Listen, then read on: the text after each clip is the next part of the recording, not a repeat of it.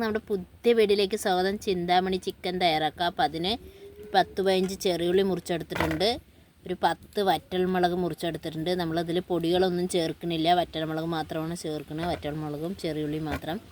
അപ്പോൾ വറ്റൽമുളക് കുരു കളഞ്ഞിട്ട് എടുക്കുക. അതിൻ്റെ കുരു അധികം ചേർക്കേണ്ട ആവശ്യമില്ല, എരിവ് കൂടും. നമ്മൾ കുരു കളഞ്ഞിട്ട് വറ്റൽമുളക് മാത്രം എടുക്കുക. ഞാൻ 1 കിലോ ചിക്കൻ എടുത്തിട്ടുണ്ട്. ചട്ടി വെച്ച് എണ്ണ ചേർത്ത് കൊടുക്കാം, ഉള്ളി ചേർത്ത് കൊടുക്കാം. ചെറിയുള്ളി ഒന്ന് ചെറുതായിട്ടൊന്ന് വാടട്ടെ. വറ്റൽമുളകിൻ്റെ കുരു മാറ്റിയിട്ട് വറ്റൽമുളക് ചേർത്ത് കൊടുക്കാം. ചിക്കൻ ചേർത്ത് കൊടുക്കാം. ചിക്കനിലേക്ക് ആവശ്യത്തിനുള്ള ഉപ്പ് ചേർത്ത് കൊടുക്കാം. ഒട്ടും തന്നെ വെള്ളം ചേർക്കാതെ മൂടി വെച്ച് വേവിച്ചെടുക്കാം. ഇടയ്ക്കിടയ്ക്ക് ഇളക്കി കൊടുക്കണം.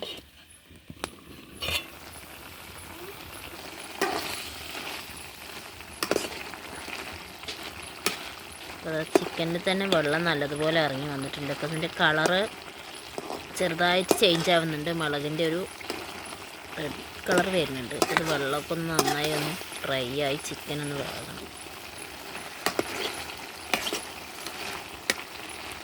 ചിന്താമണി ചിക്കൻ കറി റെഡി ആയിട്ടുണ്ട്. കറി എന്ന് പറയാൻ പറ്റില്ല, ഒരു ഡ്രൈ ആയിട്ടുള്ളൊരു റോസ്റ്റ് പോലെയൊക്കെയാണ്. അപ്പോൾ നന്നായിട്ടുണ്ട്. അപ്പോൾ എല്ലാവരും ഇതുപോലെ ഒന്ന് ട്രൈ ചെയ്ത് നോക്കുക. കറി ടേസ്റ്റ് ചെയ്ത് നോക്കൂ സച്ചിന ചിക്കൻ. സൂപ്പർ.